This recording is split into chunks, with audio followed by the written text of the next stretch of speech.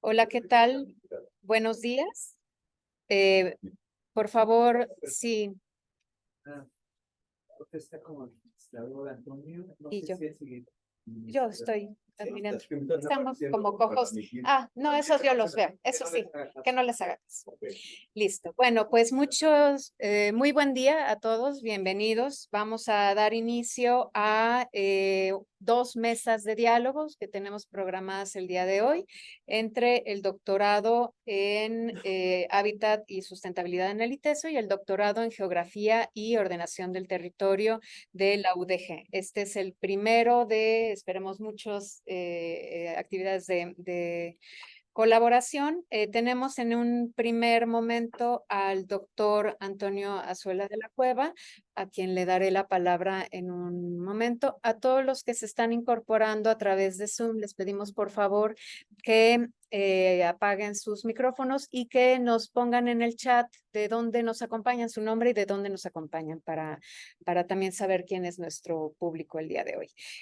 Agradecemos a todos los que están aquí. Bienvenidos, hola, ¿qué tal? Académicos y estudiantes de posgrado, tanto de la UDG, del programa de Geografía, como del ITESO. Entonces, pues sin más, vamos a darte la palabra y adelante. Bueno, gracias, Emma, gracias. Es un gusto estar con ustedes. Sobre todo, gracias por abrir un espacio académico en donde podamos tener una discusión un poquito más reposada que tuvimos el día pasado. Pero también es muy interesante que tengamos un diálogo académico con interlocutores del sector público. Yo me tomé la libertad de cambiar el tema de mi investigación después de hablar con Emma y con Jesús sobre ordenamiento y pensando que la Dirección General de Ordenamiento Territorial nos ha convocado, por un lado, a Georgina y por otro lado a mí, para diferentes aproximaciones sobre ordenamiento territorial, en particular la idea de tener una legislación que unifique los dos ordenamientos que se entregan. Y ahora lo voy a explicar. Y tener este diálogo, ¿no? Entonces, bueno, pues yo soy un abogado metiche en otros temas. ¿Podrían acercar el micrófono? En gran medida es una curiosidad geográfica que yo quiero expresarles y compartir con ustedes y buscar una reacción. Para hacer una reflexión más general sobre el ordenamiento en el contexto del orden territorial, que voy a explicar más adelante. Bueno, hay un programa de exposición. Voy a empezar con impresiones generales, después voy a hablar de las condiciones a las que hacemos el ordenamiento territorial, una referencia a la historia institucional y sus prácticas. Me interesa ver el ordenamiento como práctica. El ordenamiento es lo que hacen los que hacen el ordenamiento. Aunque hay varias definiciones. Y algunas preguntas de investigación. Habría dos maneras de definir el ordenamiento. Una definición normativa como función del poder público. El ordenamiento es una actividad, es algo que debe hacer el poder público en el sentido de planear intervenciones sobre el territorio, ¿no? Para mí, claro, planear intervenciones. Eso es lo que se supone que deberíamos hacer.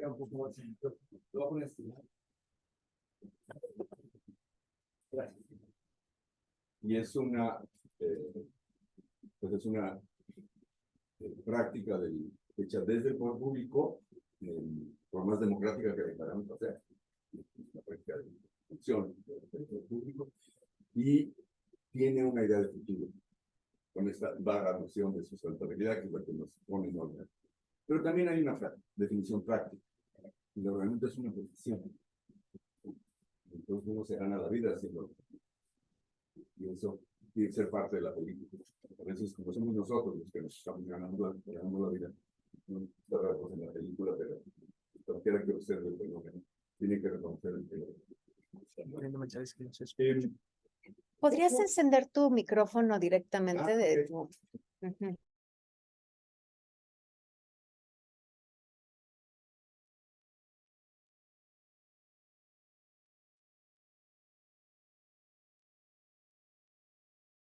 Ándale. Hola, hola. Sí, ya se escucha. A ver si alguien de los que están. Perfecto, te escucho muy bien. ¿Se escucha? Ahora sí, gracias. Ahora sí, gracias. Bueno, entonces, el punto de partida, en lo que siempre acabamos aterrizando, y nuestro problema de estos tiempos es que tenemos dos ordenamientos en la legislación mexicana, ¿no? Y fíjense la diferencia de cómo se definen. En la ley de asentamientos, etcétera, es la política pública sobre la ocupación y la gestión racional del territorio como base de las estrategias de desarrollo, ¿no? Estrategias de desarrollo socioeconómico y preservación ambiental es el énfasis de la ley de asentamientos humanos. En cambio, ahora no me obedece el cursor.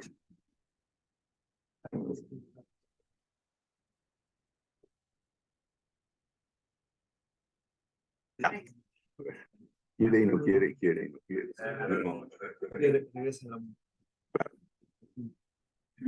Dulcecito, no dulce.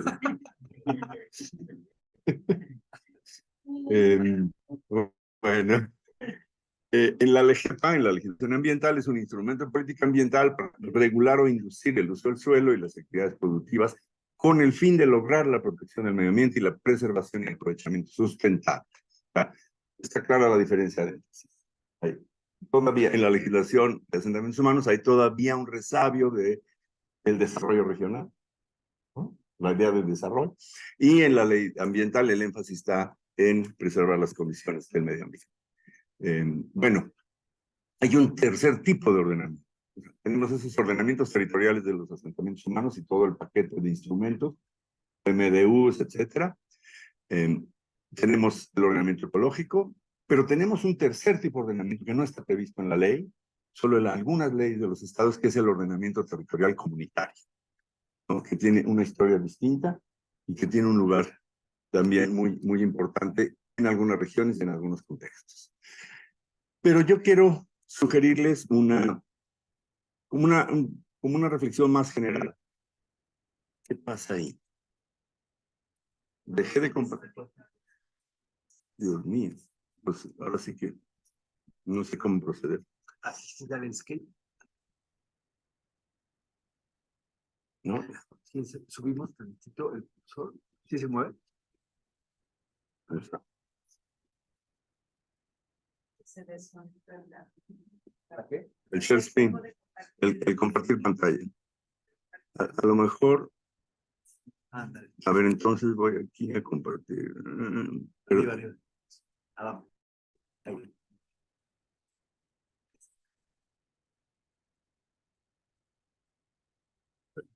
sí, le di un clic en dejar de compartir. Sí.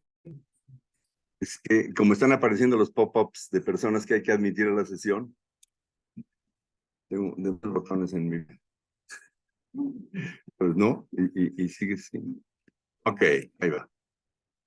Bueno, aquí una idea que quiero sugerir es que el ordenamiento territorial supone un orden territorial. No se da en el vacío. Y un orden territorial es algo muy sencillo. Es una combinación de dos cosas, jurisdicción y propiedad. Todo territorio tiene dos tipos de control territorial, son tipos ideales, muy genéricos. La jurisdicción, a cualquier punto del planeta, es un pedazo de un municipio, de una provincia, de un estado, de un estado nacional. La jurisdicción es una forma de controlar el territorio y la otra es la propiedad, ¿no? En las sociedades modernas, la decisión entre propiedad privada y jurisdicción es como la proeza de la modernidad, de haber separado esas dos esferas con profundas implicaciones muy profundas y evidentemente con muchas cosas intermedias, como formas de control territorial que no encajan claramente en una u otra, pero es como la base, como los conceptos básicos de cualquier estado del orden territorial, ¿no? ¿Qué necesitamos para hacer ordenamiento territorial? Que son intervenciones. Necesitamos que ese orden territorial sea maleable. Si es demasiado rígido, no podemos. Si no podemos cambiar la jurisdicción, si no podemos cambiar la propiedad, no podemos hacer ordenamiento. Porque esas intervenciones son intervenciones sobre eso. Necesitamos que sea maleable, pero necesitamos que no sea muy inestable. Cuando hay inestabilidad en el binomio jurisdicción-propiedad, lo tenemos más difícil. Y a lo mejor lo que estamos viviendo hoy en México es justamente un tipo de inestabilidad. Estoy hablando del crimen organizado. ¿Cómo le hacemos para mirar, para reconocer nuestra profesión en ese contexto? Una cápsula, un paréntesis para llevar agua a mi molino, porque esto es lo que yo hago hace 50 años, y a veces se me olvida y ahora me estoy recordando, es insistir en la dimensión jurídica de todos estos fenómenos, ¿no? Jurisdicción y propiedad. ¿Quién nos aclara qué es jurisdicción y qué es propiedad?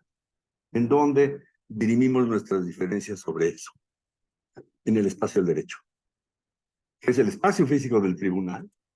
¿O el espacio físico del poder legislativo? ¿O el espacio del derecho como fenómeno lingüístico?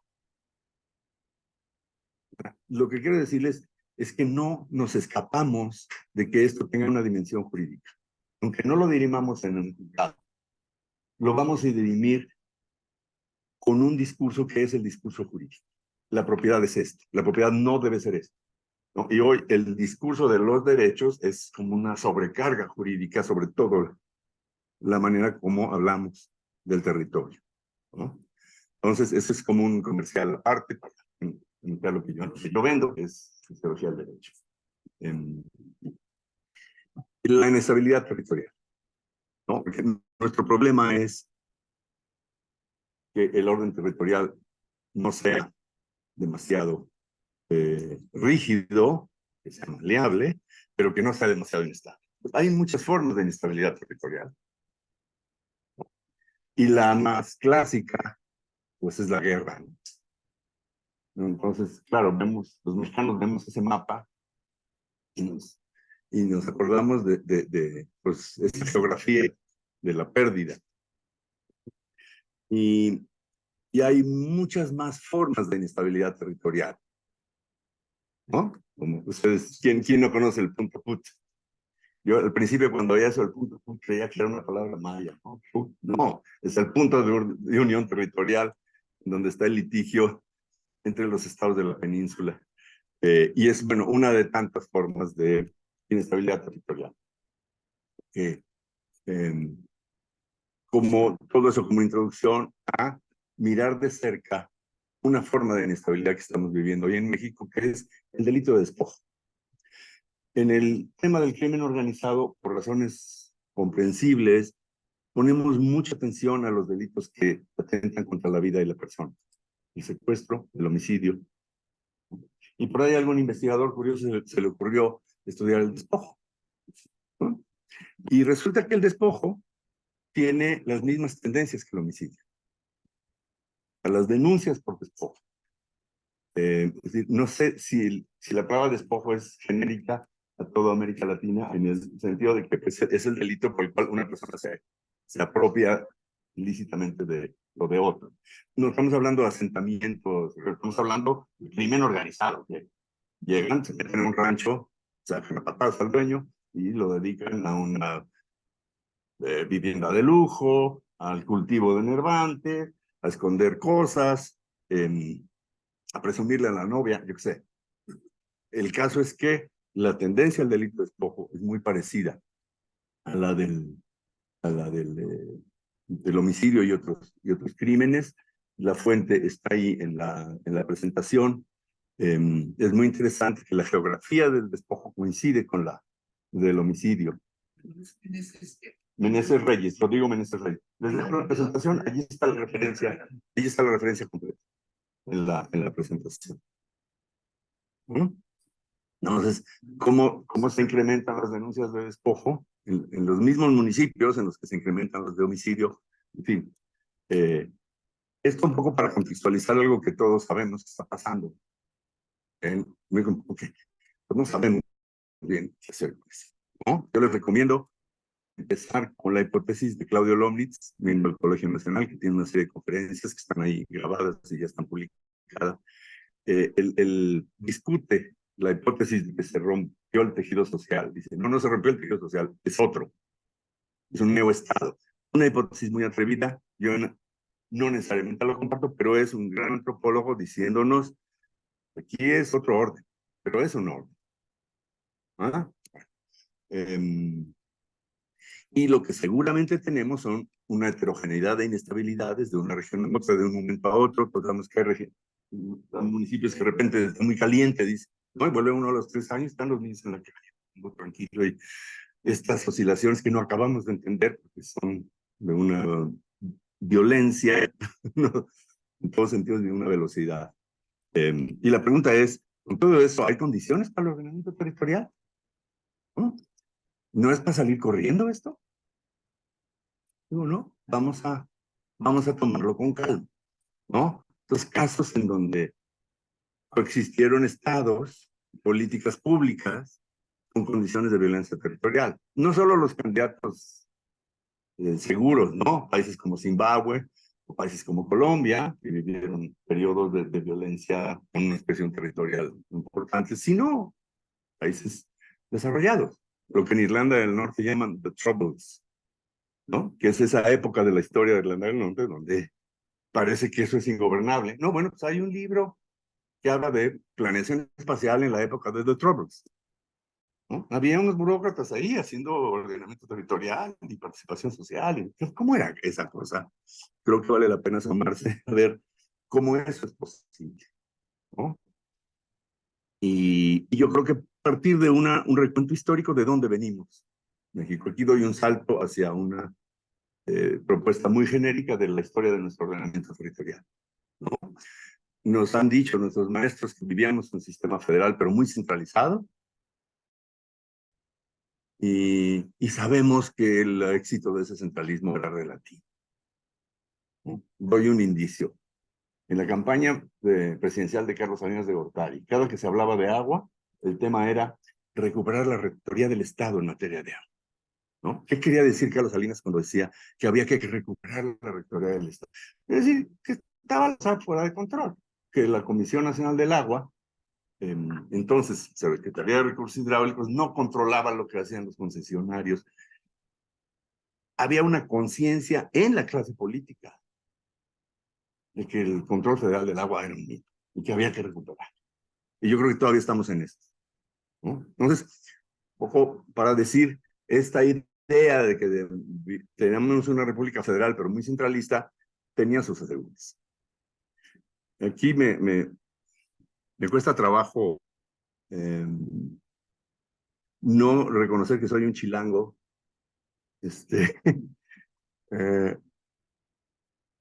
y decir, bueno, el centralismo no era tanto como decimos, pero la verdad es que hay mil historias y muchos procesos que hubo y que tendríamos que, o sea, para tener una idea clara de todo esto, tendríamos que reconstruir la historia de la configuración geográfica de México y hacer ejercicios como el que hizo Julia del Palacio, una doctorante de la Universidad de Columbia hace unos años, que estudió política petrolera y política agraria. Porque antes de la nacionalización del petróleo, el conflicto entre reparto agrario e industria petrolera, cuando la industria petrolera estaba en manos de extranjeros, el conflicto era impresionante. Y ver cómo configuraba los territorios, el conflicto entre el reparto agrario e industria petrolera extranjera, y cómo cambió cuando nacionalizamos la industria petrolera. Entonces, el pleito entre Pemex y Ejidos ya no es igual, ¿no? Solo para dar una idea de cómo distintas políticas organizan el territorio en el contexto de un conflicto entre políticas y entre actores sociales, que tendría que ser una pieza de un rompecabezas que alguien tiene que hacer algún día para que entendamos la historia del orden territorial mexicano. Porque obviamente el orden territorial, el concepto de orden, no basta con que tengamos los conceptos de jurisdicción y propiedad, sino que tenemos que meterle la carne en los procesos reales de control de un conjunto que llamamos recursos naturales, ¿no? Ese catálogo de cosas que componen el territorio nacional y cuya apropiación es el motivo del conflicto, ¿no? Entonces, 3 brochazos. El Ejido, una institución que se inventó para la vida rural, termina proveyendo el 60% de la tierra de la urbanización. ¿no? Una paradoja territorial de un tamaño monumental que todavía el INSUS anda cargando esa herencia y sigue siendo enorme y sigue estando ahí y es un tema. 40,000 zonas arqueológicas, casi todas en términos de propiedad privada. Incluyo los ejidos como forma de propiedad privada. Es algo que podríamos discutir. En donde vivimos una ficción. A mí de niño me llevaron a Chichén Itzá de la mano y me dijeron, mira niño, esto es tuyo, esto es de todos nosotros. No, bueno, pues era de un señor, y un día hubo que indemnizar, ¿verdad?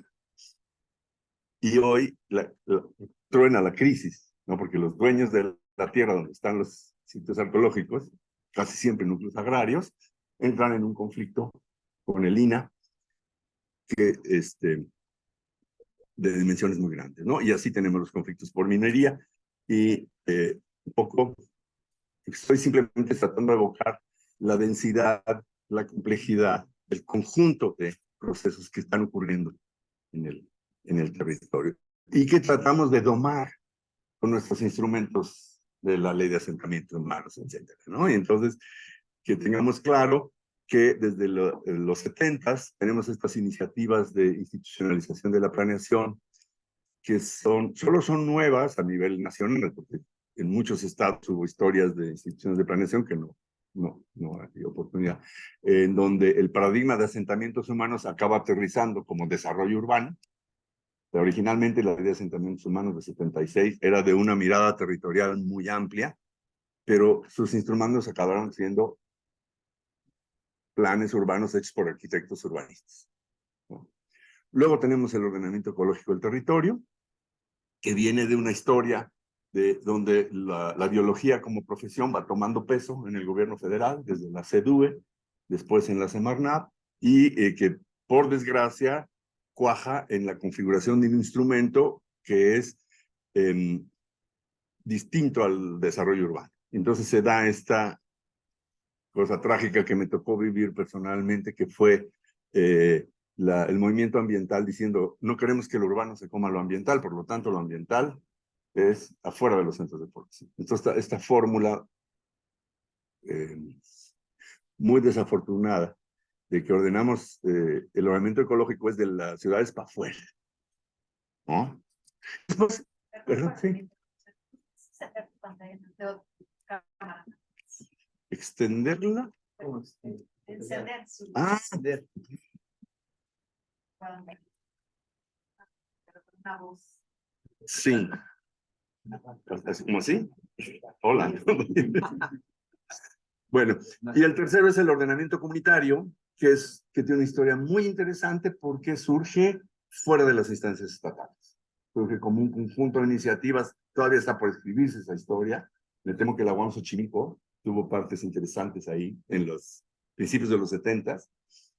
Y surge como una forma de organizar la comunidad campesina, indígena o no, en torno a el orden de su comunidad, que es, digamos, un tercer tipo de ordenamiento muy interesante.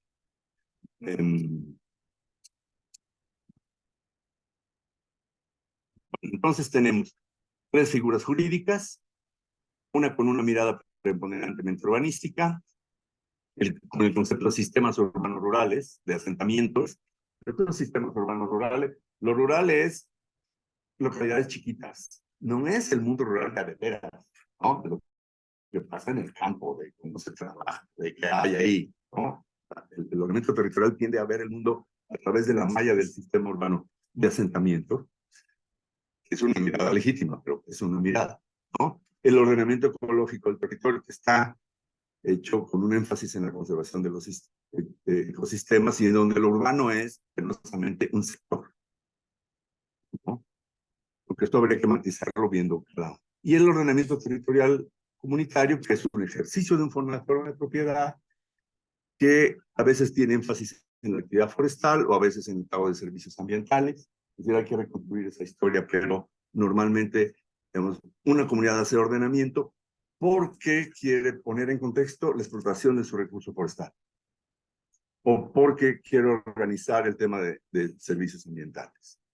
Bueno, esto es un ejemplo de lo grotesco que llegan a ser los ordenamientos. Esto es el modelo conceptual del sistema socioambiental del municipio de Aguascalientes. Entonces, todos los temas que se les puedan ocurrir en el mundo, todo lo que hay en el mundo, está en un cuadrito, en un ovalito amarillo, verde, y miren cómo está organizando el mundo: pecuario, agrícola, industrial y urbano. La ciudad es un sector. ¿Un sector de qué?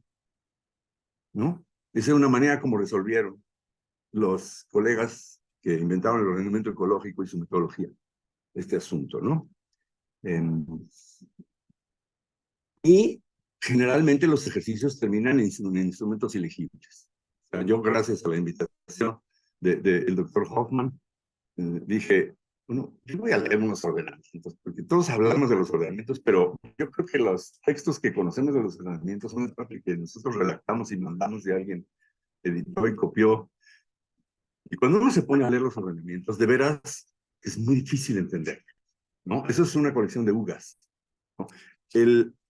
Esa página que es imposible localizar, lo que dice ese textito de arriba es: el mapa siguiente tiene por objeto la sencilla localización de las UTEs de acuerdo a su número designado en la columna número de UTE. Y uno va a la columna de unos, ¿no? Y si el ciudadano puede descifrar esto, cada punto del territorio corresponde a una estrategia central, pero también a una estrategia, y tiene una acción y tiene un objetivo sectorial. Todo eso le dan al ciudadano para que pueda, ¿no? Entonces, claro que el que lo hizo le entiende. Y 2 o 3 colegas, ¿no? El resultado es que, bueno, tenemos, por ejemplo, el municipio de Aguascalientes, esos son el PMDU y el Programa de Ordenamiento Ecológico, aprobados con unos meses de diferencia, promovidos por dependencias hermanas. Yo me imagino que se llevan muy bien, porque hay un orden político, ¿no? Porque los de ecología y los de urbanos se tienen que llevar, se llevan bien. Unos sacan su programa en mayo, los otros en junio, y son 2 mapas distintos de la misma actividad. Yo no me puse a estudiar con detalle esos 2 mapas, o sea, pero sí sé que en la Ciudad de México alguien se puso a comparar el Programa General de Desarrollo Urbano y el Programa de Ordenamiento Ecológico del Territorio, y encontraron 400 incompatibilidades. Ese segundo, el ecológico, ay, me agarras en curva, es 2000, gracias. ¿No? Entonces, claro, hacen o sea, cada equipo de planeación hace su zonificación y se crean esas incompatibilidades. Yo creo que eso es algo que todo el mundo sabe. Yo dije, pues unas imágenes no están mal para hacer la conversación, porque todos lo saben, ¿no? Y la información más reciente que pude conseguir de ordenamientos comunitarios, la información más reciente es de 2011. No pude localizar una fuente en Semarnat o en otra dependencia que me diga cuáles son los ordenamientos que existen. Al principio era muy bonito, este es uno de los primeros. Este es Calpulalpan. Y pues es casi que lo hicieron en la escuela, ¿no? Los niños. Esta es nuestra comunidad, estas son las áreas urbanas, ¿no? Ojalá que todos fueran así, ¿no? Legibles, bueno, esto es lo que quiere Semarnat Calpulalpan, esa es una imagen. Bueno. 4 intentos de integración del ordenamiento ecológico y el urbano, ¿no? Guanajuato, con el código territorial, ¿se llama? Código territorial. Es una integración sin conflicto y está por evaluar los resultados, ¿no? Jalisco, pues ustedes lo conocen mejor que yo. Creo que lo que origina la integración en Jalisco es la intermunicipalidad como experiencia política geográfica que viene de décadas, y donde, claro, el personaje central es el gran Sergio Grau. Y pues ustedes eran parte de esa tradición, ¿o no? Sí, bueno, hasta que dejó la secretaría, ¿no? Pero, digamos, ahí hay un sello, la forma jalisciense de lidiar con el problema. Luego está en la Ciudad de México, la Constitución tiene un gran acierto porque crea el concepto de ordenamiento territorial, elimina desarrollo urbano, elimina ordenamiento ecológico y crea ordenamiento territorial. Pero se les ocurre poner la categoría de suelo rural. La Ciudad de México estaba dividida en suelo urbano y suelo de conservación. Todo el suelo rural era de conservación y estábamos muy contentos con eso. De repente en la Constitución aparece el concepto de suelo rural y nadie sabe qué es en relación con el suelo de conservación. Voy a volver sobre eso en un momento. Ya me lo acabo, no sé si... y Quintana Roo, en una nueva ley se proponen explícitamente integrar los ordenamientos y que la Autoridad Ambiental del Gobierno Federal no le parece bien y plantea una controversia constitucional y entonces las cosas. Entonces, ¿qué pasa en la Ciudad de México? La historia está por escribirse, yo estoy por hacer una entrevista a Enrique Provencio para ver mi cuenta qué pasó. ¿Cómo llegó a la Constitución el concepto de suelo rural? ¿No? Alguien lo propuso y la clase política dijo, sí, ¿por qué no? ¿No? Entonces, para la clase política está de acuerdo, entra el concepto de suelo rural en la Constitución y unos años después, cuando hay que implementarlo, los pobres del Instituto de Planeación de Prospectiva, oye, ¿qué hacemos con ese suelo rural? Pues tú métele ahí 30,000 hectáreas, ¿no? Se inventaron una idea de suelo rural. Reclasificaron el suelo de conservación, está el suelo rural, y eso desató con esa indefinición un proceso de sospecha y de movilización. A lo que quieren es urbanizarnos, ¿no? Yo quisiera conocer bien la historia de qué pasa ahí, pero eso lleva a la jefa de gobierno, a la doctora Sheinbaum, a cancelar el proceso, pero 2 meses después dicen, no, siempre sí. Y meten un documento muy distinto al que había causado la polémica, que significativamente deja intactos los usos del suelo vigentes hasta el momento. No pudimos. En la Ciudad de México no pudimos y hay una parálisis ahí. Entonces, ¿qué pasó ahí? Yo creo que hay un problema de desconexión entre la clase política y los profesionistas. No se pudieron entender. Entonces, porque la representación, hay un problema que es la representación social. ¿Quién representaba a los campesinos cuando se propuso la categoría de suelo rural? O sea, la clase política sintió que había una representación, que estaba representando una demanda, y se equivocó. No, tenemos un problema de representación. Bueno, yo creo que ya, no sé, ya hablé mucho, ¿no? Podría terminar de cualquier manera, pero tú qué me propones. ¿Dónde? Ok. Bueno, iba a hablar un poquito del Tren Maya, pero si quieren lo dejamos abierto. Y bueno, lo que tenemos en el Tren Maya son muchas cosas. Claro, hay que esperar tiempo para ver. Ahorita está pasando, está muy confuso. En nuestro trabajo, integrar un elemento muy importante, que es el papel de las Fuerzas Armadas como constructores. Eso, bueno, todavía no sabemos de qué tamaño es, ¿no? Francamente. Claramente, si lo vemos desde el punto de vista del orden urbano, las jurisdicciones locales están desvinculadas del proceso, ¿no? Se supone que es un proyecto que va a producir desarrollo regional, que viene de arriba, pero que no es recogido institucionalmente por las jurisdicciones locales, ¿no? Hay un litigio muy fuerte, y una manera de evitar el litigio es un decreto presidencial que desnaturaliza la evaluación de impacto ambiental, ¿no? Con el argumento de que es de seguridad nacional. El decreto presidencial dice, estas obras son de seguridad nacional. Por lo tanto, la evaluación de impacto ambiental se va a hacer así, la resuelven en 5 días y afirmativamente, ¿no? Eso a la hora que llega a la Corte no iba a pasar. No podía pasar. O sea, lo que está haciendo el Ejecutivo es propiciar un conflicto con la Corte que está anunciado, ¿no? Es uno de los aspectos de la tensión entre el Ejecutivo y el Judicial hoy en día en México, ¿no? Entre el mar de conflictos se pierde el que promueve la Semarnat contra Quintana Roo por haber integrado los ordenamientos. Ahí pasa una cosa paradójica, porque el gobierno federal va a la Corte en contra de una ley del Estado que integra los ordenamientos y la Corte le da la razón al Estado. Pero la política del Estado ya había virado hacia el partido oficial y el gobierno de Morena manda cambiar la ley para pacificar el pleito con el gobierno federal, a pesar de que había ganado el pleito judicialmente, ¿no? Entonces, esa desfase entre la vida judicial y la vida política es también muy interesante, ¿no? ¿Cuál es la situación actual? No hay un balance informado, ¿no? Yo creo que hay una situación de confusión enorme y yo simplemente vengo a compartir esa sensación de confusión, pero creo que podemos tener los elementos para poner en la mesa esto.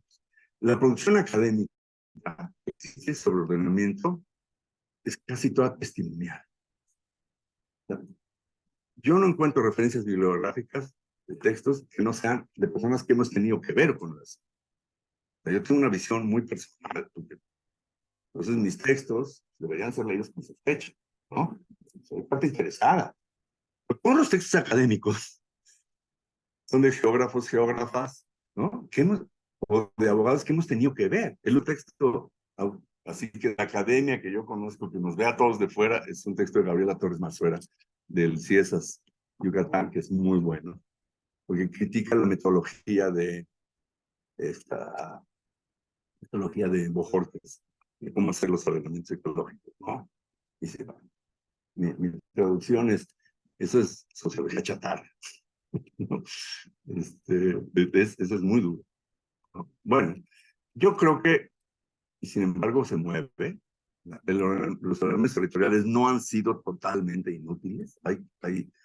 Hay proyectos turísticos, por ejemplo, que no se pueden hacer gracias a que hay ordenamientos. Eso hay que reconocerlo, ¿no? Porque no quiero caer en esto de, ay, todo es un fracaso. No, pasaron cosas y el ordenamiento es un hecho normativo que está ahí, ¿no?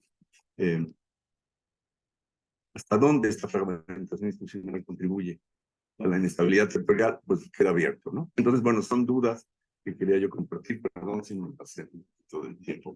No, al contrario, muchísimas gracias, Antonio. Vamos a dar, si quieres dejar de compartir la pantalla, vamos a abrir, esto se planteó como mesas de diálogo, entonces la intención era que pudiera Antonio compartirnos primero una presentación, déjenme haciendo la pantalla. Y ahora lo que les pediríamos a todos es que a lo mejor nos ayudaran, si tienen alguna aportación, alguna pregunta, alguna inquietud, sobre todo también los que nos están acompañando de manera virtual, que vamos arriba de los 52 participantes. También si tienen alguna duda o algún comentario, les pediríamos por favor que lo anoten aquí o les daremos el micrófono. Jesús, no sé si quisieras tú ayudarme con moderando esta sesión de preguntas. Adelante, entonces, pues, ¿quién quisiera hacer? Entonces, adelante, empezamos con...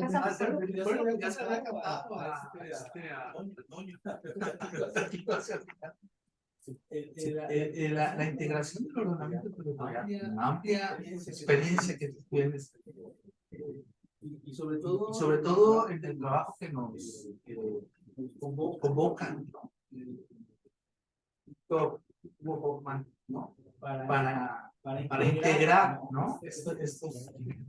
La verdad que tiene en la situación, estamos bordando bien, no estamos bordando bien, eso tiene algún futuro. Sí. Yo creo que sí tiene futuro, pero igual que el espacio es complejo, el tiempo es complejo, ¿no? Y yo creo que el futuro inmediato es un tiempo raro que hemos estudiado muy poco en México y que es el tiempo del fin de sexenio. Del fin de sexenio ocurren cosas, ¿no? Todo el mundo está ocupado de la elección, y luego de la elección todo el mundo está ocupado de quién va a quedar, y mientras unos personajes desconocidos se las arreglan para que el Congreso...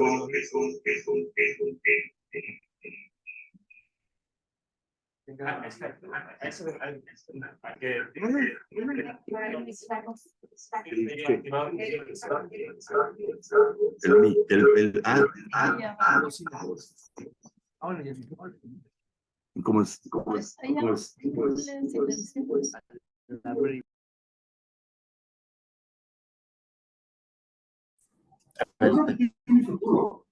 Porque la profesión, por eso insisto mucho en el ordenamiento como práctica.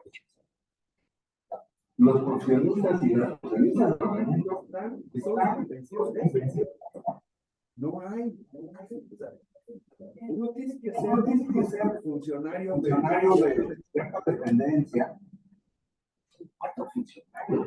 Porque si no, integración o compatibilización, bueno, armonización, bueno, está bien, tú puedes estar contenido en comisión, hay que respetar eso, pero con los foros que hicimos, gracias al grupo, la profesión, está muy de acuerdo. Entonces, ese acuerdo tiene que empezar, yo creo que sí. No puede de acuerdo. Pero hay que entender que la democracia también no solamente administra cosas, sino que también actúa con poder. Así como los dueños de los pueblos, los inversionistas, los asesores de los no sé qué, también el sector público actúa con poder y un poder montado en atribuciones constitucionales o estatales. Y el poder es muy complicado, es tan complicado como decir, los signatarios, si son los dueños del suelo, entonces ya el poder. Entonces es un cumplimiento bastante fuerte. Y ahí tu idea, que a mí me parece extraordinaria, de generar una secretaría territorial, porque si no, la verdad que todo lo que tenemos abajo, pues va a ser muy inestable. No está funcionando no podemos hacer.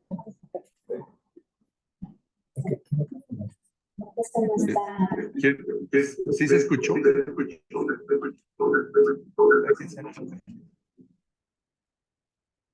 Adelante. ¿Sí se escuchó lo que dijo?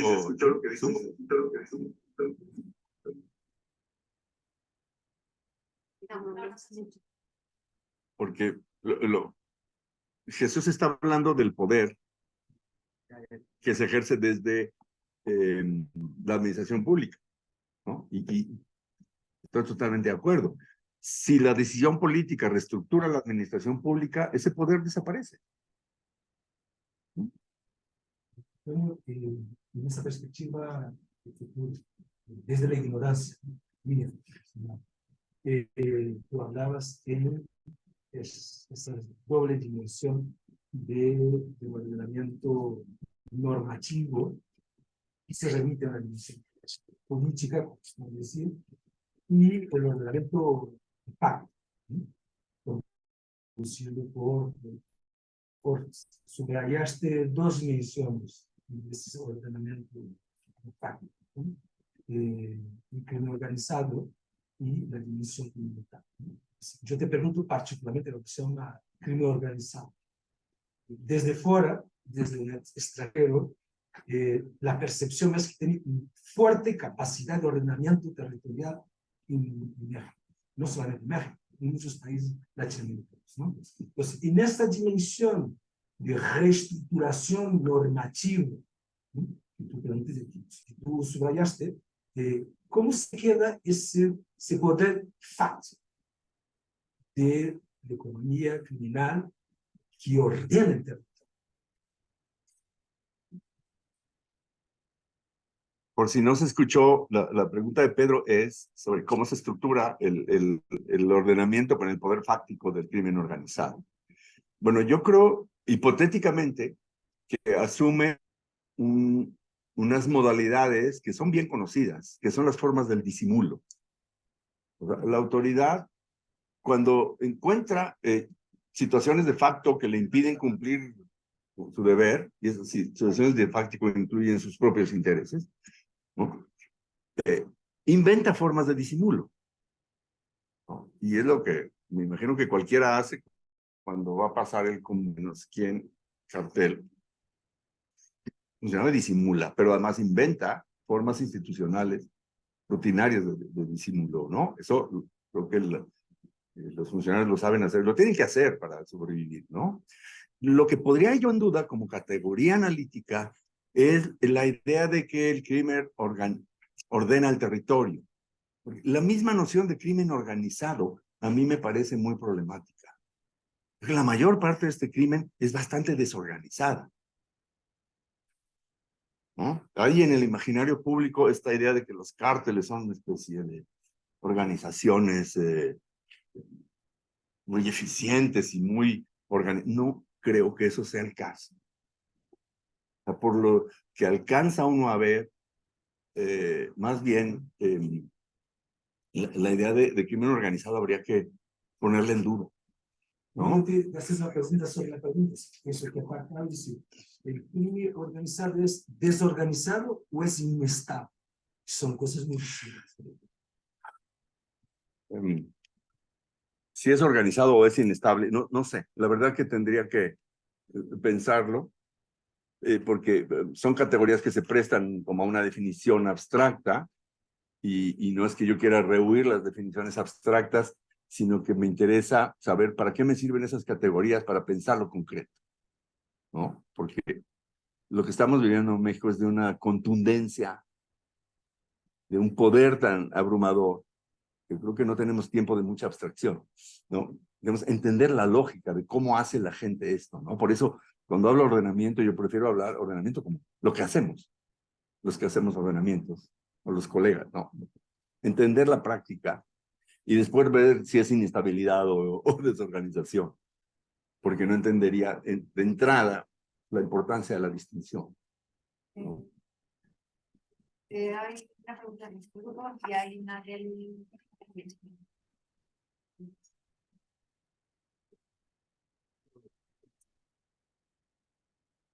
Sí, bueno, más que pregunta sería un comentario respondiendo la participación inicial de Jesús en relación a varios temas. Uno, yo diría dos de ellos. Uno que tiene que ver con esta perspectiva, este horizonte que se tiene hacia la posibilidad de integrar las dimensiones del ordenamiento ecológico con el ordenamiento territorial y el desarrollo urbano. A su vez, tiene también distintas condiciones. Una es la técnica.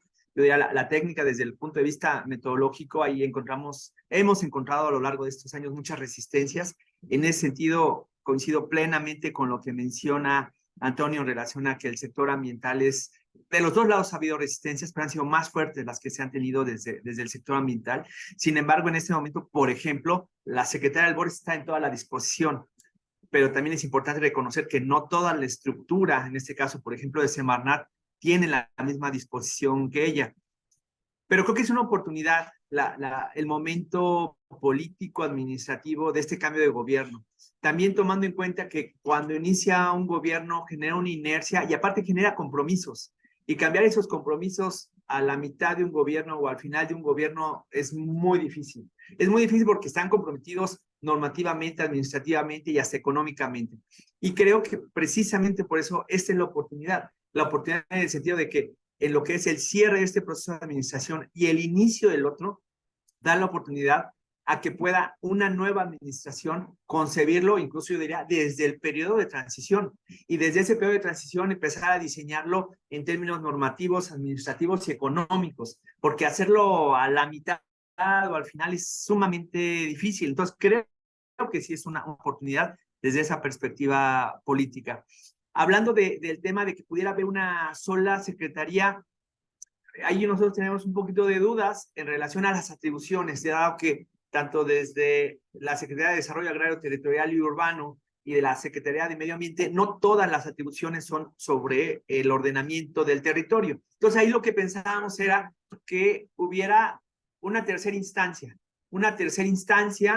que fuera, que tuviera una condición de independencia tal, pensamos en un Instituto Nacional de Ordenamiento Territorial, pero que a su vez, ¿de dónde dependería? Ahí es donde son de las cosas que estamos viendo. No puede depender de ninguna de ellas dos. Pensábamos, como en el caso de Guatemala, lo ven como un tema de seguridad nacional del territorio y depende de la Secretaría de Gobernación o de Gobierno. Puede ser una opción, puede haber otras, puede tener una condición de independencia tal que no se vincule directamente con algún sector. No lo sabemos, pero son de las cosas muy complicadas que debemos de ir determinando.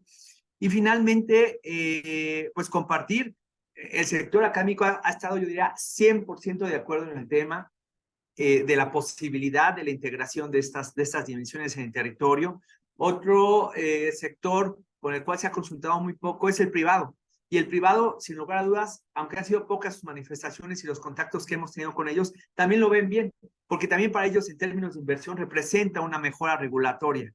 Pero también, bueno, representará una mejora regulatoria en el sentido de que no tienen que generar dos series de permisos por dos lados, por dos sectores, sino sería uno solo. Y en ese sentido también tiene que ver con una pregunta que ya no se contestó el día de ayer de Arsenet Lavalle, que ¿cuánto tiempo llevaría esto? Esto definitivamente llevaría sexenios, o sea, es un proceso donde comienza desde el gobierno federal, permea las leyes estatales y luego tendrá que permear a los órdenes del gobierno municipal. O sea, va a ser sumamente lento, pero en algún momento tiene que comenzar. Entonces, concluiría diciendo que este momento creemos que es una oportunidad, pero también es una apuesta porque depende de la voluntad política de quienes lleven la nueva administración o las nuevas administraciones, sobre todo del gobierno federal y después de los gobiernos estatales, para ver cómo permea en primer lugar en el gobierno federal y después en los otros órdenes del gobierno. Sea todo, muchas gracias. La siguiente pregunta es de Daniel Zavala Martínez, que dice: buen día, felicidades por la plática. Por favor, ¿qué opinión tiene de los asentamientos humanos en lugares de alto riesgo o irregulares por la alta demanda de vivienda? ¿Y qué opinión tiene del ordenamiento territorial con relación a la alta densidad poblacional y el recurso agua en el caso de la ciudad? Dos preguntas. Mi opinión sobre los asentamientos en sitios de riesgo, pues, que puesto así la pregunta es obvio, ¿no? Son indeseables los asentamientos en sitios de riesgo y es una responsabilidad del Estado de ofrecer alternativas a esos asentamientos. Lo que a mí me preocupa es que por unos cuantos asentamientos que están en riesgo, se sataniza al conjunto de la urbanización, ¿no? Creo que de una manera que no nos hemos dado cuenta, así como calladamente, en las últimas décadas hay una satanización de la irregularidad, de todo lo que esté fuera de la ley, ¿no? Como informal, digamos, en el debate público mexicano. Acaba de sacar un artículo Santiago Levy sobre el problema de la economía mexicana es la informalidad, ¿no? Y hay una satanización de la informalidad que a mí me parece muy peligrosa. Alguien decía en el evento de ayer que los vendedores ambulantes de la Ciudad de México venden cosas superfluas, ¿no? Perdón, la mayor parte de la población de la Ciudad de México come en la calle. Es decir, los trabajadores de la Ciudad de México no tienen tiempo de regresar a sus casas, a su comidita y su siestecita. Tienen que comer en la calle. ¿Quién les da de comer? El sector informal. Si no fuera por la gente que vende comida en la calle, los trabajadores de la Ciudad de México y de muchas partes del mundo, pues no podrían alimentarse. Entonces, esa estigmatización de un mundo como la informalidad, también me parece que es algo a lo que llegamos, que en los 70s no hablábamos así, ¿no? Se fue dando como una idea dominante que me parece que es muy cuestionable. Y de hecho, yo creo que el trabajo académico más interesante sobre informalidad es el que cuestiona la categoría de informalidad, ¿no? Sobre el tema del agua, pues, ¿qué puedo decir? Es es uno de los grandes problemas ambientales que producen las grandes ciudades. Y yo creo que tiene que ser visto como... En fin, no creo que yo tenga algo original que decir sobre eso, francamente, a menos que iniciáramos una charla sobre esto. Qué bueno que lo menciona, porque siempre recordar el tema del agua es importante. Hay dos preguntas más en línea y también, bueno, si quieres, empezamos con los de aquí y resumo las. Adelante. Bueno, quería comentar, me llamó muchísimo la atención los mapas que presentó acerca del despojo y los asesinatos. Entonces, bueno, yo lo relaciono con la biopolítica que da el Estado y también la necropolítica que es por parte del narco. Y tener esta relación me hace pensar que el problema va más allá del ordenamiento territorial, sino que es un problema estructural más de fondo. Es decir, o sea, por ejemplo, las leyes que estamos teniendo ya no están respondiendo a la forma que estamos ordenando. No sé si esté muy precipitado, muy inocente hablar legalización de ciertas de drogas o algo así para tener un poco más de control en esa parte del necropoder o de cómo el narco también despoja o el crimen organizado o desorganizado. Y también el Estado cómo le da vuelta por estos discursos dominantes. Entonces creo que nada más es bueno, que se está viendo las leyes y el ordenamiento de manera muy superficial, pero hay problemas estructurales de fondo que no estamos queriendo ver por parte de este sistema. Es lo que se me hizo muy, o sea, me llamó muchísimo, se me hizo muy choqueante que sea, o sea, que estamos viviendo políticas de despojo como ley. Así lo estoy como interpretando yo, que por eso se da esta relación. Y otra cosa es chiquita, de lo que mencionaba de los 40.000 asentamientos arqueológicos, esos no, digo, no conozco mucho de leyes, pero no se pueden regular por el artículo de la Constitución que habla de la tierra, o cómo es que esto ha pasado, cómo sea, no sé si sea una mercantilización del espacio público o del espacio público.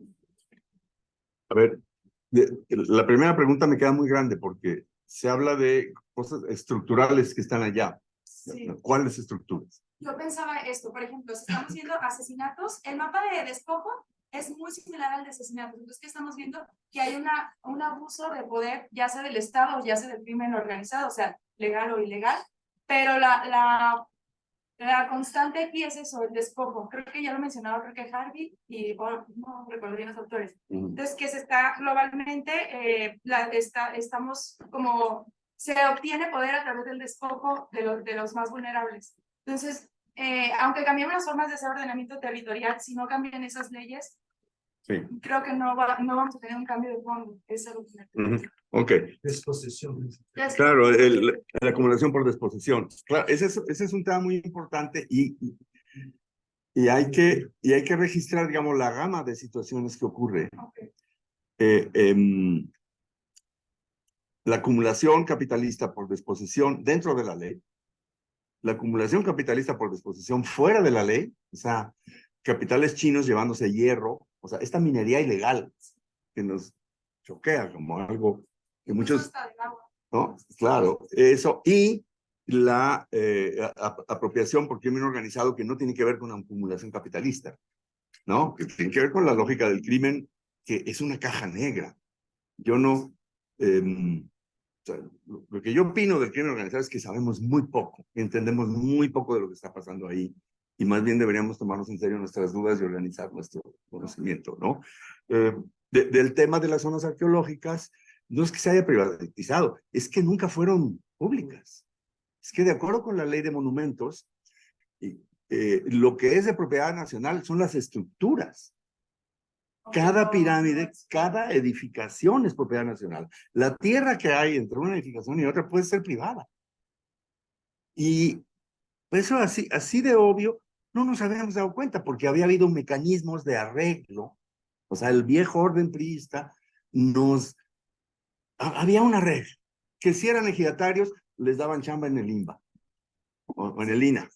Les dejaban la concesión de los refrescos, ¿no? Hay un libro muy bonito de una antropóloga que se llama Ambivalencia Monumental, Monumental Ambivalence, que es la historia de Chichén Itzá, ¿no? Cómo, siendo terrenos de propiedad privada, era un señor oligarca de la casta divina de Yucatán, un barbachán, era el dueño de los terrenos de Chichén Itzá.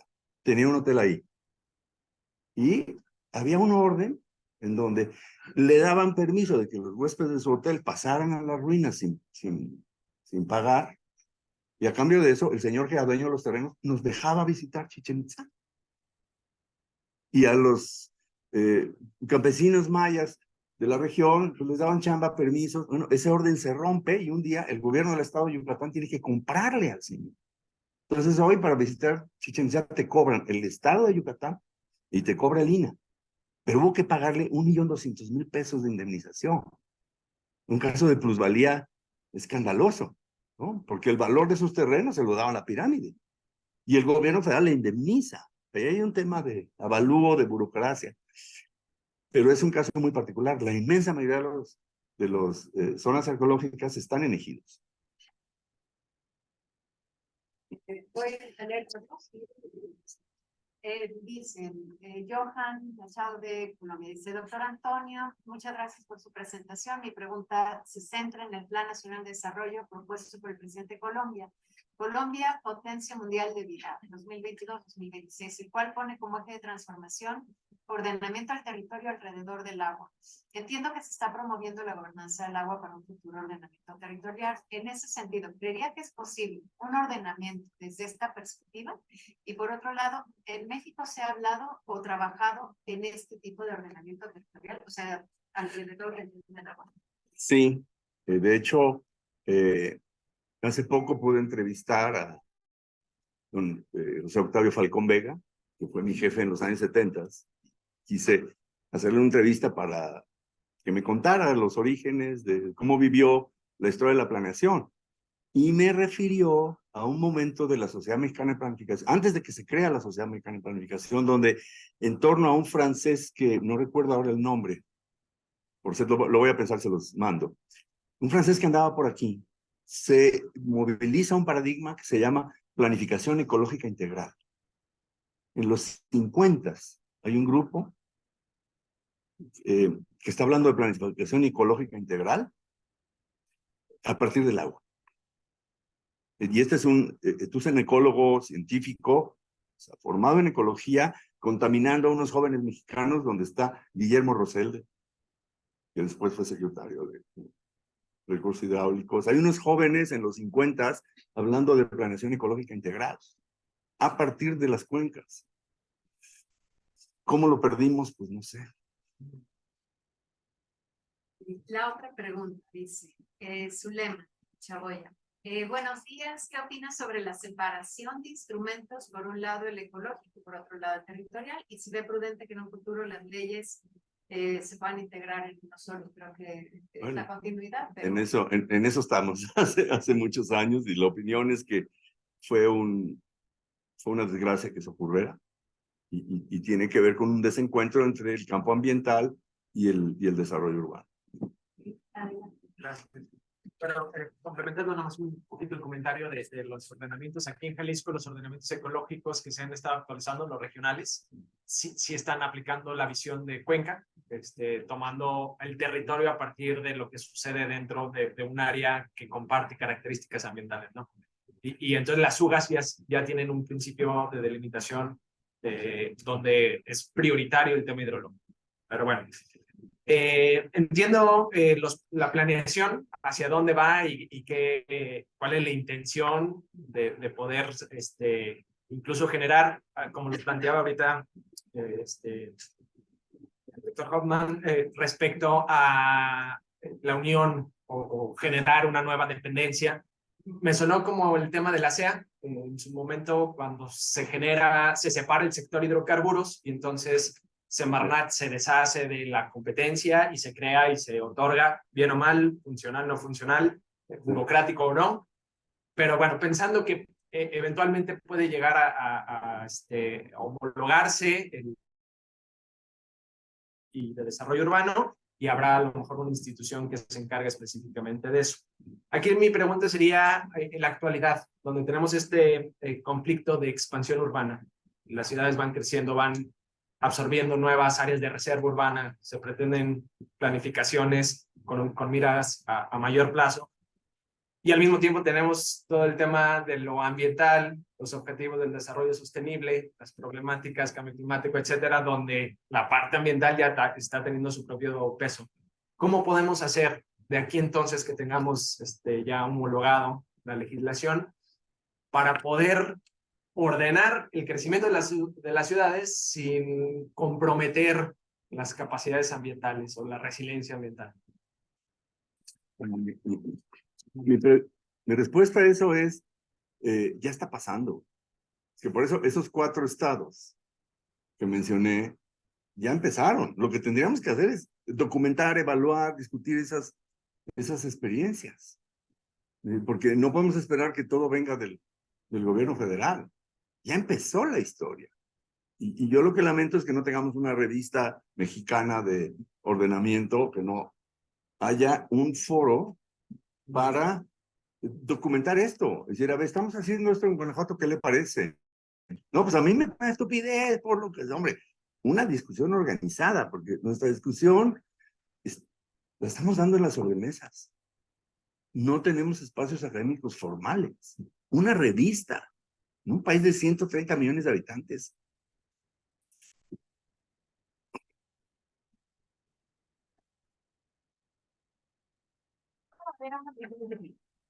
Digo, el tema este de poder fusionar y que la problemática, un poco abonando al comentario del secretario Toño, el tema de cuánto tiempo nos vamos a tardar para fusionar, porque eso me figura que estamos, hace 2002, 2003, se escuchaba debates entre Cedesol y Semarnat queriendo fusionar. Y la otra es la problemática de cómo fusionar de manera técnica estos procedimientos, ya que tanto en Jalisco, en Quintana Roo, en Guanajuato, lo que, bueno, no sé, tanto en Guanajuato, en Quintana Roo y en Jalisco, sí me ha tocado ver esta onda de que técnicamente agarramos lo que dice el urbano y lo que dice lo ecológico y va junto y no funcionado y no integrado, sino que todo el paquete de ambos van en un solo. ¿Cuál es? Nos ha costado tanto trabajo poder, de manera técnica, crear una cuestión técnica que dé luz a lo legal y a lo burócrata. Es decir, esto es el instrumento de manera técnica que pueda integrar un ordenamiento. Bueno, la respuesta breve es porque el orden territorial cuajado en esta división de poderes ha sido muy eficiente. O sea, el gran equívoco de 1996, que fue la reforma a la LEGEPA, que consagró esta división, pues resultó exitoso. ¿Qué hay detrás de eso? Pues hay inercias burocráticas, pero yo digo que hay un elemento cultural muy importante en el movimiento ambiental mexicano. El ambientalismo mexicano no se quiere hacer cargo de las ciudades. Dan horror, las ciudades son feas, injustas, ¿no? Ayer hablaba yo del antiurbanismo. Piensen en la literatura. Nuestros grandes literatos, Agustín Yáñez, ¿no? Gran novelista, escribe esta novela que se llama Ojerosa y Pintada, de la Ciudad de México. No, es una prostituta. La tradición de horror a la ciudad es muy profunda. Y yo creo que esa es una de las fuerzas que están detrás de esta resistencia. No, la ciudad, en el ordenamiento ecológico, el territorio es una dona y la ciudad es un agujero. Ah, no, la ecología es lo que está alrededor. No, señor. Esa necesidad de ver tiene un sustrato cultural y un referente. O sea, ahí conspira todo. La ley, la división administrativa y el prejuicio. ¿No? Yo estoy haciendo una base de datos de litigio del SEMDA y de Greenpeace. ¿Cuáles son los casos que litigan? Todos fuera de las ciudades. Hay que salvar lo que queda. ¿No? Casos gravísimos de contaminación, el caso de la intoxicación de plomo en Torreón en el 99-2000. Ninguna gran ONG mexicana se metió. El único caso de la gestión ambiental de esos años en donde había cientos de niños con niveles altos de plomo. Ahí no era un riesgo y se va a caer. No, ahí estaban todos los niños enfermos. Ninguna ONG ambientalista se metió. ¿Y cuántas de esas ONGs están financiadas por grupos privados? ¿No? Entonces, la estructura del capitalismo en su complejidad, ¿no? La que genera. Bueno, pero estoy un poco improvisando, no quiero.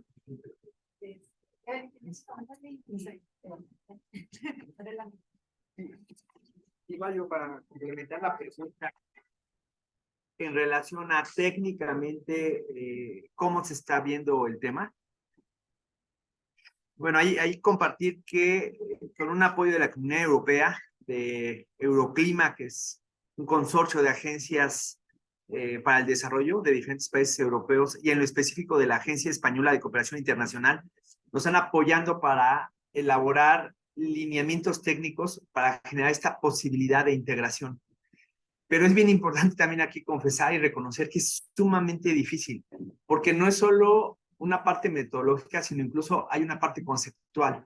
Es decir, hablar de uso del suelo, hay dos conceptos de uso del suelo, uno desde la perspectiva del ordenamiento ecológico y otro desde el desarrollo urbano, suelo de conservación, reserva territorial. Entonces, ha sido sumamente difícil. Digo, hemos ido avanzando bien, pero sí confesar y compartir que eso ha sido muy complicado. O sea, sí creemos y tenemos como meta terminar el año o iniciar el próximo con llegar a estos lineamientos, pero que también están sujetos y condicionados a que una propuesta legislativa de Ley General de Ordenamiento Territorial pudiera ser no aprobada desde el punto de vista legislativo, pero sí desde el punto de vista político, en términos de lo que mencionaba hace rato, hacia lo que serían la nueva administración del gobierno federal. En ese sentido, también relaciono este comentario con la pregunta que se hacía de cómo se toma en cuenta el agua.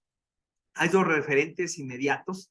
Uno ya se mencionaba, que es el caso de Jalisco, yo diría es el primero que en estos años ha hecho una planeación a partir del enfoque de Cuenca, y otro también muy importante que toma el enfoque de Cuenca y el enfoque de gestión integral de riesgos es Tabasco, por su condición y susceptibilidad a inundaciones, porque es un lugar con un territorio con una confluencia de ríos impresionante.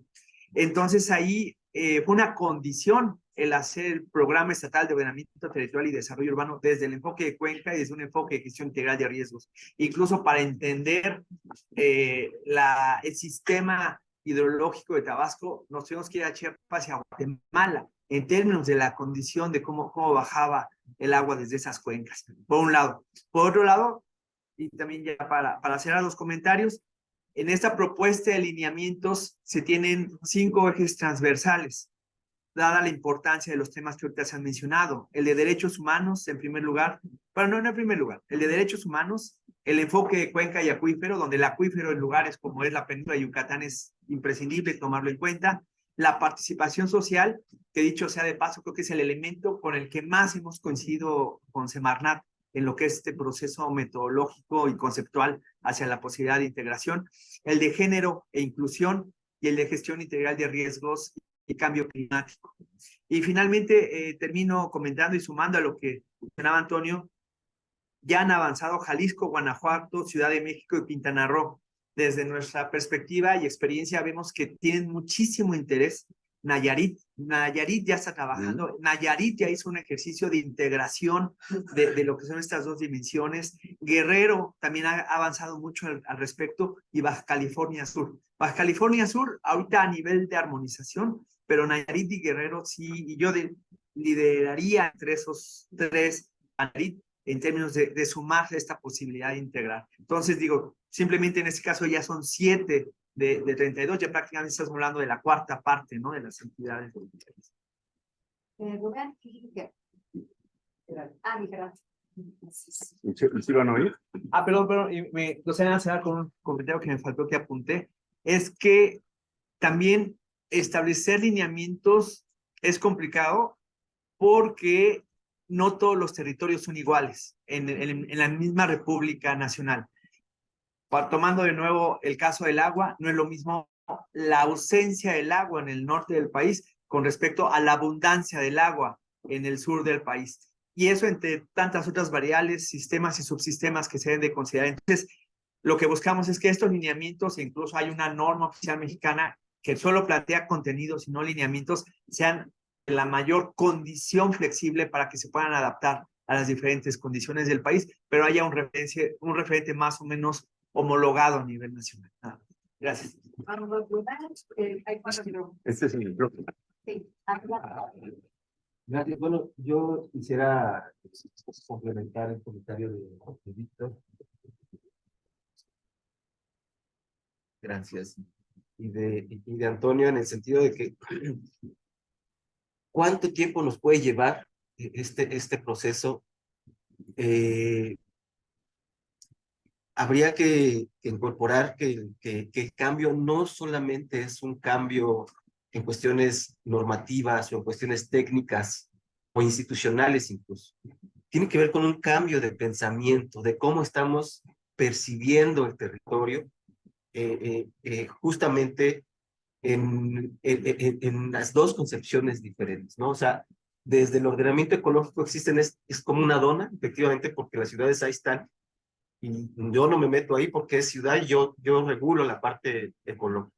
Pero también desde la parte de ordenamiento urbano está, o sea, el ordenamiento urbano se establece sin considerar que los recursos, que los ecosistemas son inagotables y que puedo hacer con ellos lo que quiera.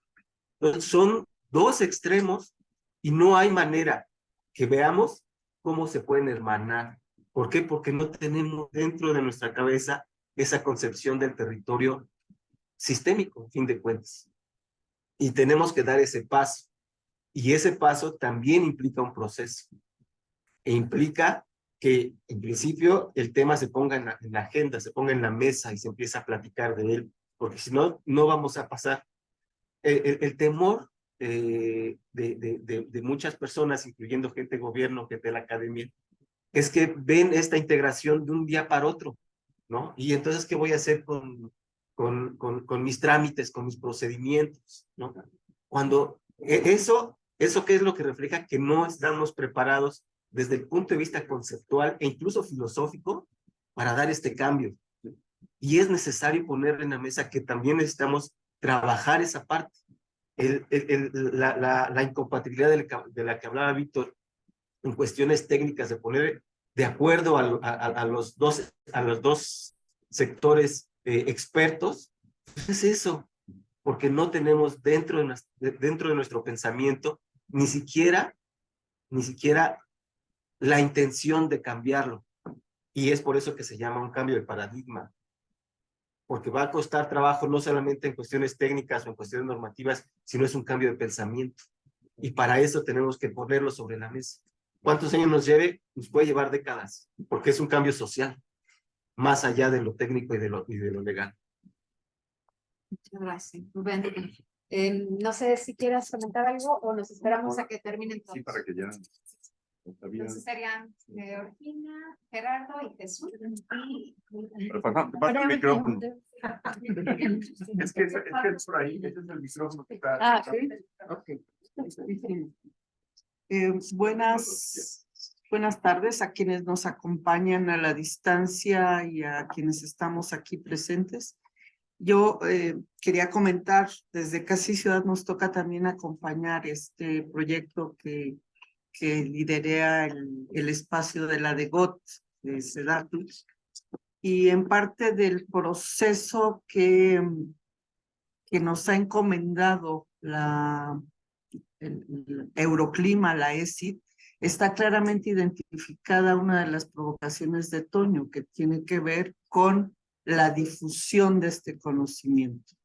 Y entonces justo nuestra compañera Marta Pérez de la DEGOT nos recordaba justo el tema de esta circunstancia de difundir las buenas prácticas, motivo incluso por el cual llegamos a este evento, que era tener un espacio de difusión, de comunicación y un ejercicio bastante interesante en su primer sitio que ya nos toca difundir, que es el documento diagnóstico que tenemos.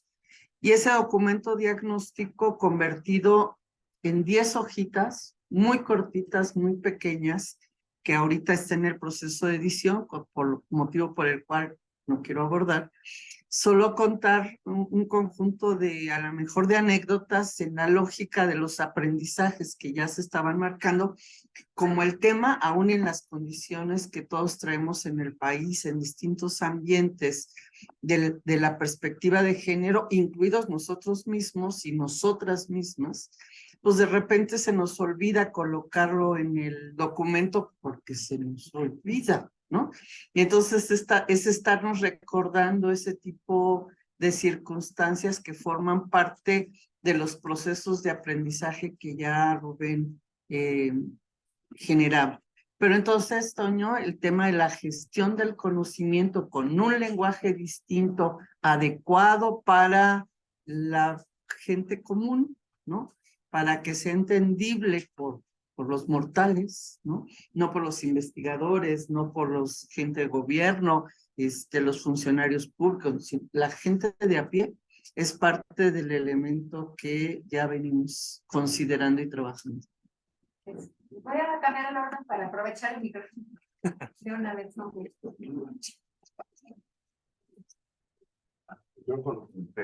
Bueno, una anécdota muy rápida. Estamos en un programa de ordenamiento ecológico en Nayarit, precisamente, y cuando vamos con los ejidatarios, porque sí pisamos el tema del dueño de los dueños de la tierra, hay una aceptación impresionante al tema ecológico, pero nos dice, a ver, tú que sabes mucho, doctor, dinos cómo. O sea, tú no estás diciendo que el suelo puede ser turismo, no sé qué cosa, puede ser agrícola, forestal, pero dinos el cómo yo, que soy el dueño del changarro o de la tierra, lo hago, porque ya estoy empobrecido, man. O sea, no es, la idea que generalmente tenemos del ejidatario de mucha lana, no siempre es así.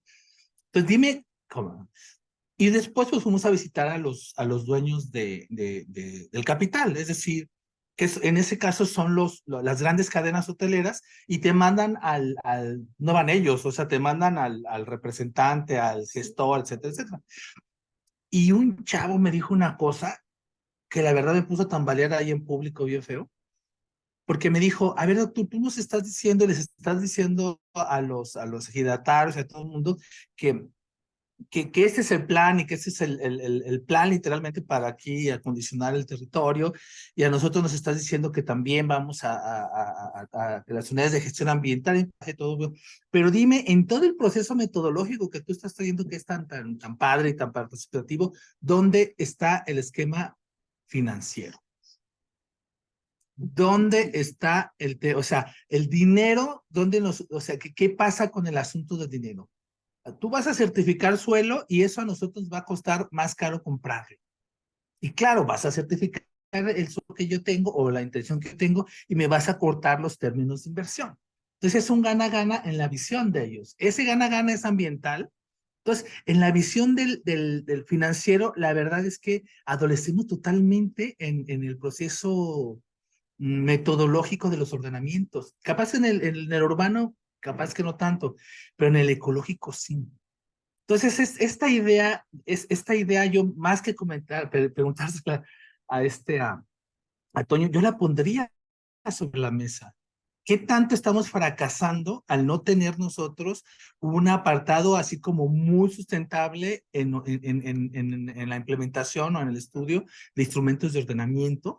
Esa fase, la verdad que a mí me parece la más importante. ¿Por qué? Porque estamos muy en la idea de homologar instrumentos, de que el plan sirva, y nunca nos han funcionado los planes en este país.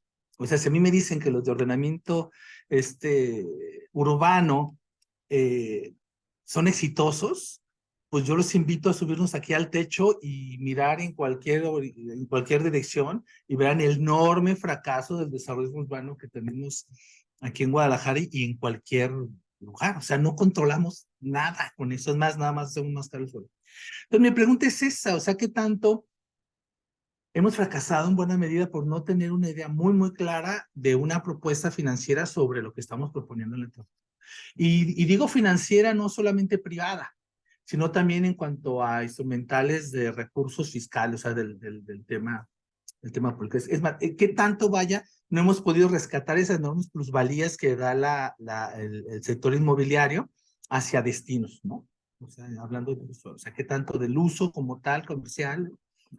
¿Qué tanto hemos fracasado en el rescate de toda esa riqueza para el tema del desarrollo de destinos?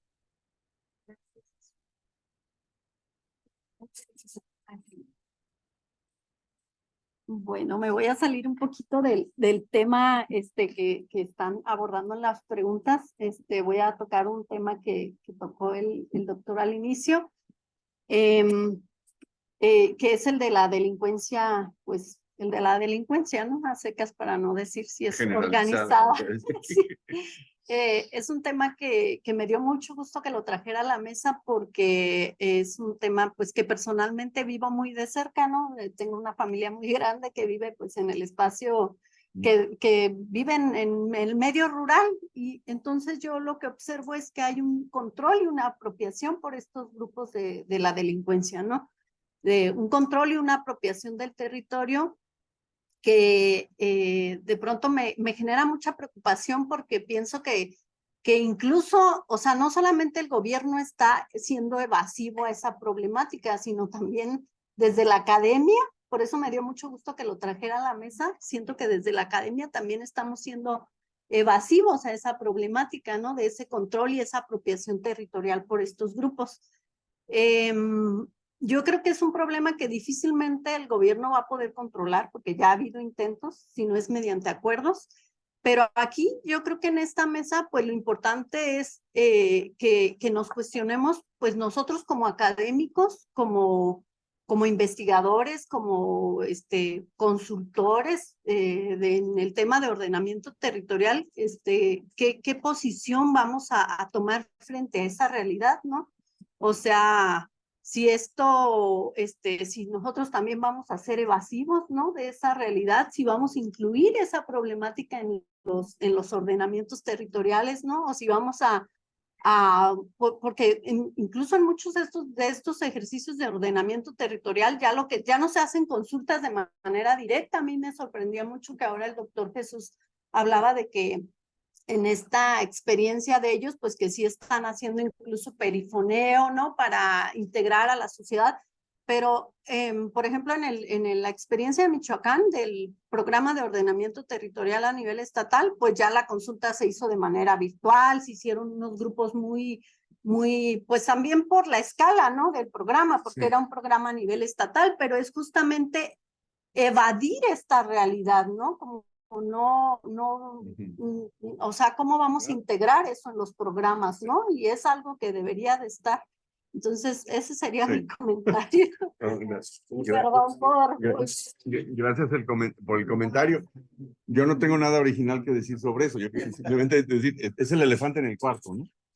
Gerardo, hay una última participación y cerraríamos.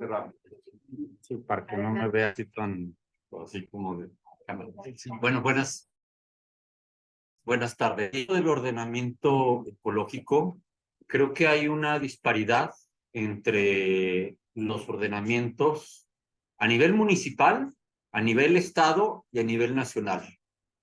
Se confrontan los instrumentos de los planes parciales que recaen por constitución en los ayuntamientos y se hacen los planes de ordenamiento y no centrado en las urbes.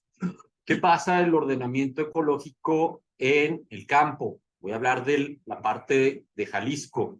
Por ejemplo, tenemos alrededor de 70,000 hectáreas que se han convertido de agave y que eso ha hecho que no haya ningún ordenamiento territorial en cuanto a la zona de los Altos o la zona también de la parte sur de Jalisco, donde pues, la gente ha dejado de sembrar, ha talado montes y precisamente ha hecho este monocultivo porque hay un rendimiento económico fuerte.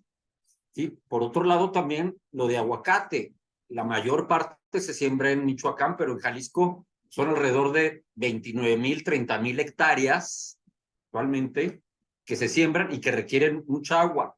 Y que eso, comparto con Georgina, eso no se explica ni está a la mano de los pobladores, sino alguien externo vino y puso eso. No voy a hablar de los berries, ¿sí? Porque también abonan a esto. Entonces, cuando hablamos del ordenamiento territorial ecológico, ¿qué pasa en los municipios? Lo voy a hablar de lo que conozco aquí en Jalisco.